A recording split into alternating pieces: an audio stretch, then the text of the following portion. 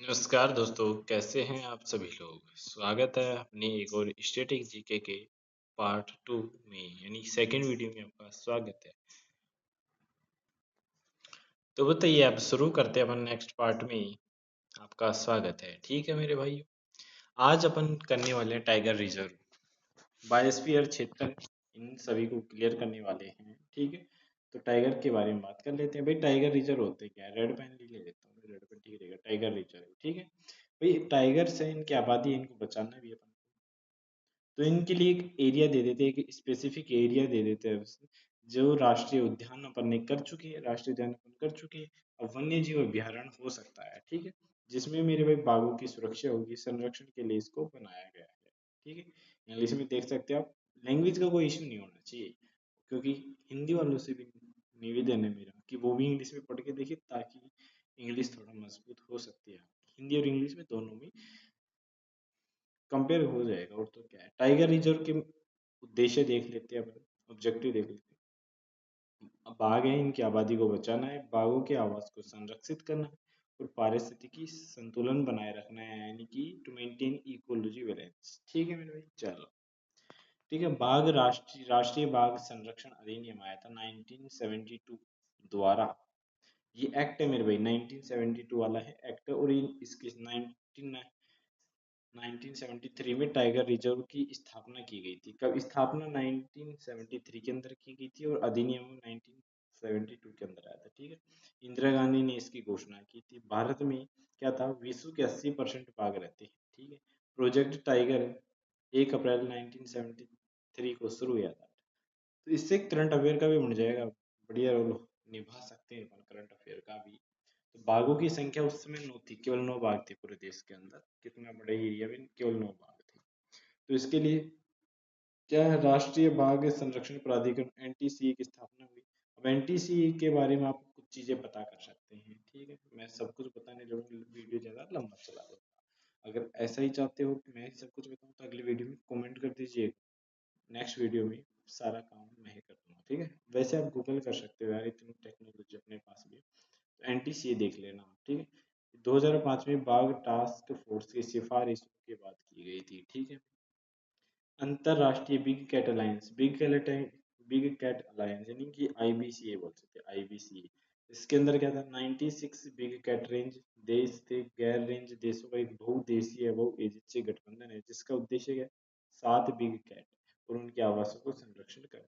ठीक है, ऐसा विचार है भारत के प्रधानमंत्री ने कब किया था मेरे, 2009 के अंदर किया था। ठीक, 2019 है, वो थोड़ी है, 19 दिख रहा है मेरे को। ठीक है, और आधिकारिक तौर पर स्टार्ट हुई थी 50वीं वर्षगांठ पर अप्रैल 2023 में इसको लॉन्च कर दिया गया है 1973 से। और 2023 में 50 वर्ष इसके हो रहे थे, तो इसको लागू किया गया था। ठीक है, ये 7 बड़ी बिल्लियां प्रजातियां थी। कौन कौन थी? बाघ, शेर, तेंदुआ, हिम तेंदुआ, ठीक है, चीता, जगुआर, प्यूमा। ये दो ने भारतीय नहीं है। ठीक है, इनमें से 5 जो देख पा रहे हो आप, बाघ हो गया, तेंदुआ, हिम तेंदुआ, चीता भारत में है, लेकिन प्यूमा और जगुआर भारत में नहीं है।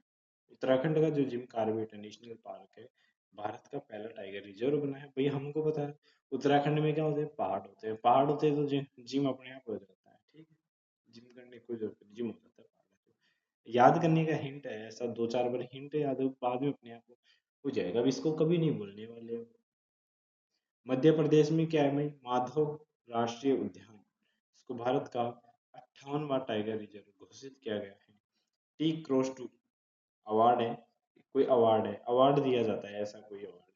इस अवार्ड की घोषणा 2010 में टाइगर रेंज देशों ने मिलकर की थी, सेंट पीटर्सबर्ग सम्मेलन 2010 के अंदर। ये करंट अफेयर का आंसर बनता है अपना। स्टैटिक जीके में बहुत सारे इससे संबंधित कुछ सारे सवाल बिल्कुल सही होंगे। कंटेंट को लेकर कोई चिंता नहीं होनी चाहिए आपकी, कंटेंट एकदम दमदार है, दमदार कंटेंट लेके आए हैं, एकदम बेस्ट तरीके से रिवीजन आपका हो जाएगा। 20 से 25 मिनट का रिवीजन, और क्या है। बाघ रेंज देश क्या होते हैं, जहाँ बाघ क्या होते हैं, स्वतंत्र रूप से घूम रहे होते हैं। टाइगर रेंज देशों की संख्या कितनी है भाई, 13 है। यानी कि टाइगर रेंज देश, बाघों की जनगणना होती है 4 साल पर हो जाती है। ठीक है, 2006 से शुरू की गई थी। 2006 में 1411 बाघों की संख्या पाई गई थी। ठीक है।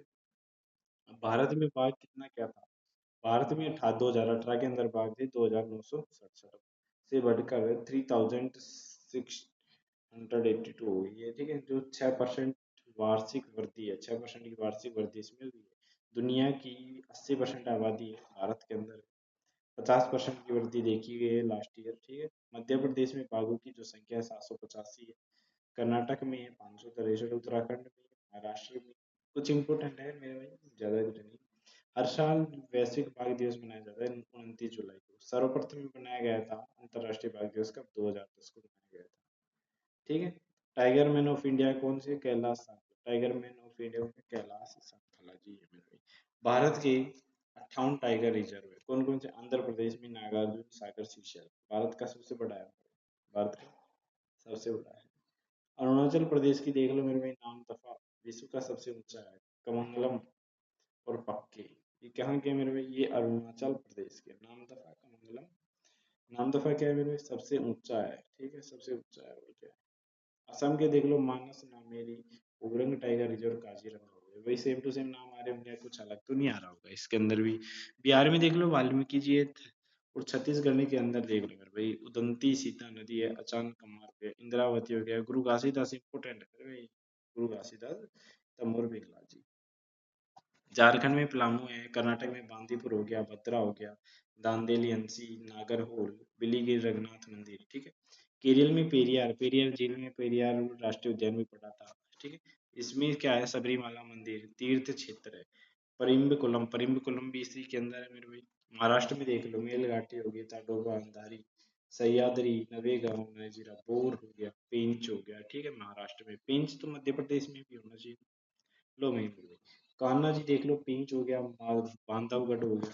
बांधवगढ़ टाइगर रिजर्व 2025 और 2020 को, 25 दिसंबर को, टाइगर रिजर्व में भारत की पहली हॉट एयर बैलून सफारी शुरू की गई थी। ठीक है। पन्ना हो गया, सतपुड़ा हो गया, संजय दुबरी, रथ रता पानी हो गया। ठीक है। वीरांगना दुर्गावती जी हो गया। और माधव राष्ट्रीय उद्यान टाइगर रिजर्व। ठीक है। नवीनतम है मेरे 58वां है नवीनतम, जो हाल ही में बना है। मिजोरम में डांफा है। उड़ीसा में सिमलीपाल हो गया, सतकोसिया हो गया, रणथंभौर सरिस्का, मुकुंदरा हिल्स राजस्थान की है, रामगढ़ विषधारी वन्यजीव अभ्यारण्य, धौलपुर में करौली टाइगर रिजर्व है। धौलपुर में, लेकिन नाम करौली का है। ठीक है। करौली भी एक जिला है राजस्थान का, धौलपुर भी एक जिला है, लेकिन धौलपुर के अंदर करौली टाइगर रिजर्व है, ऐसा है। तमिलनाडु में देख सकते हैं आप मेरे भाई, कलाकड़, मुंडन थुराई, मुंडन थुराई है यार, कलाकड़ मुंडन थुराई। ठीक है। अन्नामलाई होगा, मुदुमलाई, दोनों रटे हुए नाम पड़े हुए हैं वैसे तो ये, कई बार बहुत बार रिवीजन हो चुके हैं। सत्यमंगलम हो गया, श्री विल्लु पुथुर हो गया, मेगा मलाई। ठीक है। तेलंगाना में कांवल देख लो, अमराबाद देख लो। यूपी के देख लो मेरे भाई, उत्तर प्रदेश वाले देख लो भैया, दूधवा हो गया, पीली भात, और रानीपुर टाइगर रिजर्व हो गया, अमानगढ़ कॉर्बेट टाइगर रिजर्व का बफर है मेरे भाई। उत्तराखंड में कॉर्बेट यानी रामगंगा है, राजाजी टाइगर रिजर्व भी है। ठीक है। पश्चिम बंगाल में सुंदरबन है, बुक्सा है। पश्चिम बंगाल में कौन सा है? सुंदरबन, बुक्सा, दोनों यहाँ। बायोस्फीयर रिजर्व देख लेते हैं मेरे भाई। यूनेस्को ने प्राकृतिक और सांस्कृतिक परिदृश्यों के लिए बायोस्फीयर रिजर्व का नाम। बायोस्फीयर रिजर्व होते हैं प्रकृति में संरक्षण के साथ साथ आर्थिक सामाजिक विकास संबंध का संतुलित प्रयास करता है। ठीक है। बायोस्फीयर रिजर्व होते हैं यूनेस्को के मेड इन द बायोस्फीयर, यानी ये कार्यक्रम के तहत नामित किए जाते हैं। कार्यक्रम 1971 से शुरू किया गया था। इसका उद्देश्य था लोगों और उनके पर्यावरण के बीच में सुधार के लिए वैज्ञानिक आधार स्थापित करना। इसमें 3 क्षेत्र होते हैं। पहला है कोर क्षेत्र, बफर क्षेत्र और संक्रमण क्षेत्र।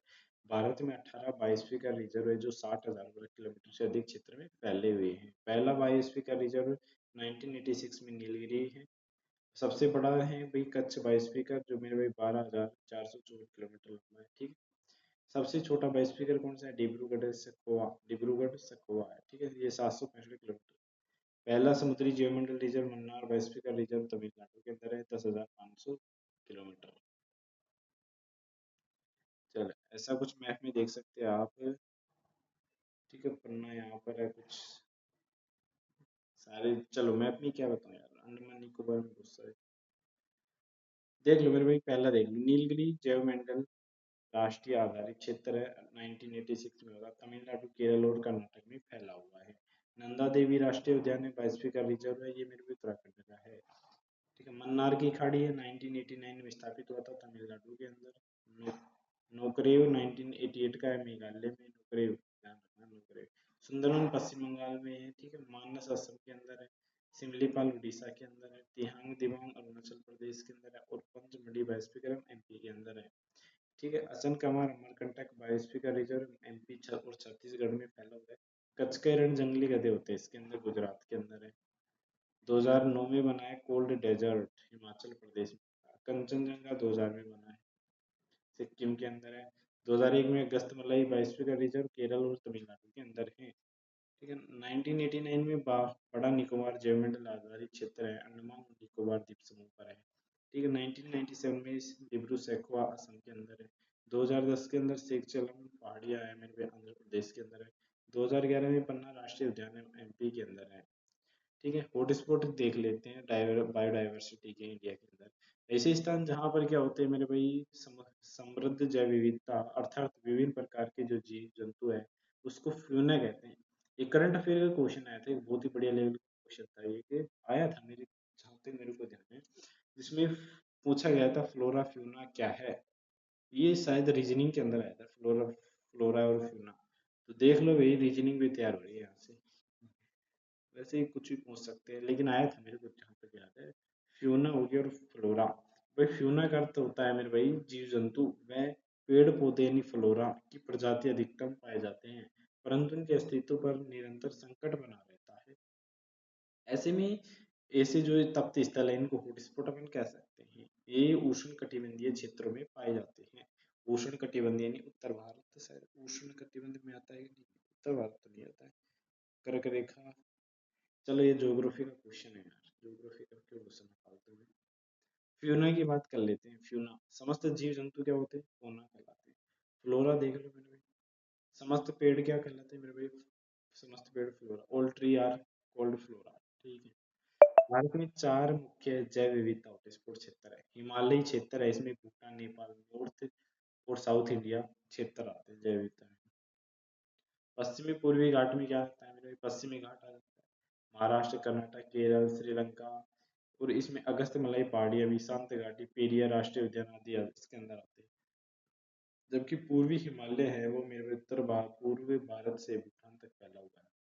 तीसरा देख तो इंडो बर्मा रीजन है, इसके अंदर क्या होता है, इसके अंदर होता है पूर्वी बांग्लादेश से मलेशिया तक का हिस्सा आता है। ठीक है, भारत का छोटा सा ही भाग शामिल इसके अंदर है।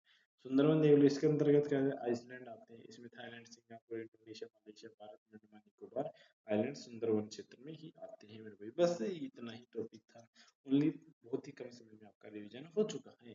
पहली बार पढ़ ले तो 2-3 बार देख लीजिएगा, रिवीजन कर लीजिएगा 2-4 बार, बस हो जाएगा, कोई दिक्कत नहीं है। 1 घंटे में तुम्हें मैं याद करा सकता हूँ, 13 मिनट तो 14 मिनट का वीडियो होने वाला है बस। तो पसंद आ रहा है तो लाइक करते जाइएगा, सब्सक्राइब करते जाइएगा अपने चैनल को, सपोर्ट कीजिएगा भाई। जोरों शोरों से अपनी तैयारी चलेगी, क्योंकि मैं भी ऐसे ही बहुत ज़्यादा स्कोर कर सकता हूँ, इसी कंटेंट के दम से मैंने बहुत सारा स्कोर कर आया लगभग मेरे भाई 99% में स्कोर कर देता हूँ बहुत ही आसानी से। चलो भाई, धन्यवाद सभी का।